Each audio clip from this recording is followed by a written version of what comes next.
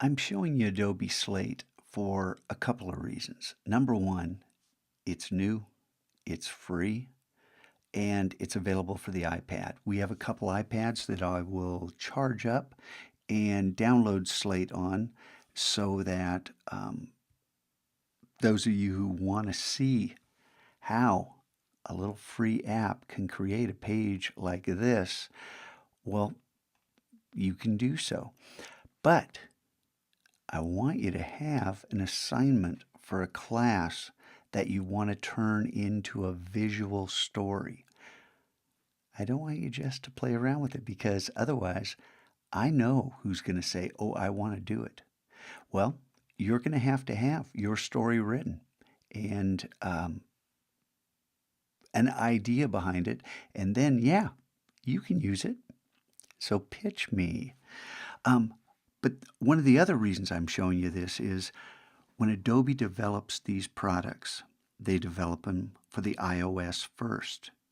And in the Adobe Education Leader webinars, where we talk about these upcoming products and how they're being developed, there's a lot of dialogue from the Android base who say, why don't you design for the Android? There's more Android devices. And Adobe's response is always the same. We don't have enough resources to develop for both platforms simultaneously. Now think about that. A company the size of Adobe doesn't have the resources to design for both platforms simultaneously. The idea they have is they want to refine their product on one device and then at some point in the future port it to the other. I know there are people in the room who feel very strongly one way or another about your platforms. They're just tools.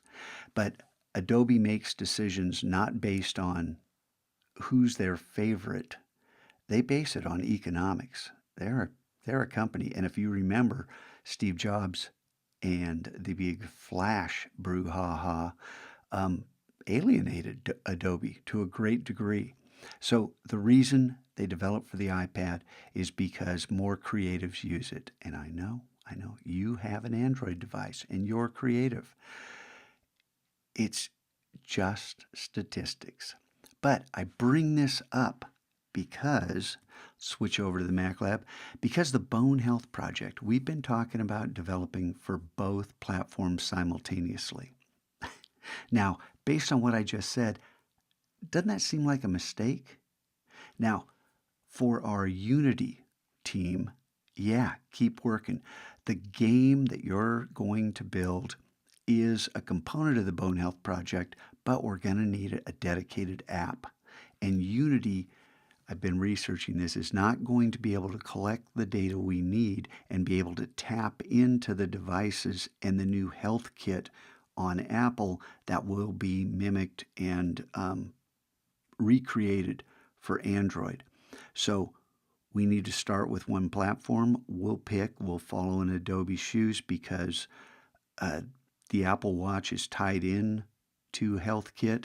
And if you click this link, you head over here and designing for the Apple Watch, the idea of things, an app that's out with a little few of their design specs and a nice vid of how that works.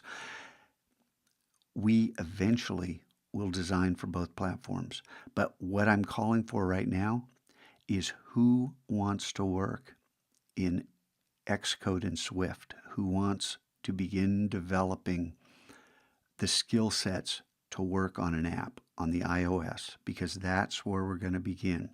Now, Android fans, Material Design, Google's new design system, it's absolutely beautiful. And I'm a big fan of it. Go ahead. If that's your passion, stick with it and develop your skill set so that you'll be up to speed and ready to step in next year when we move our newly born app towards the other platform as well, towards Android. Okay? So there you go. A little long today, but I want you guys to understand. And I forgot to tell you.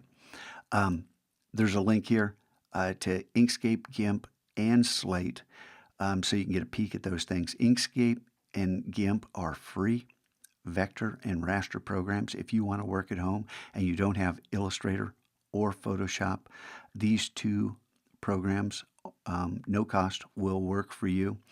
And I strongly urge you to continue to educate yourself. This design tweet link is, yeah, don't do it in class. But if you're a coder, look for code inspiration. If you're working in Unity, look for Unity inspiration. Find inspiration that will help you work smarter and work better. Thanks.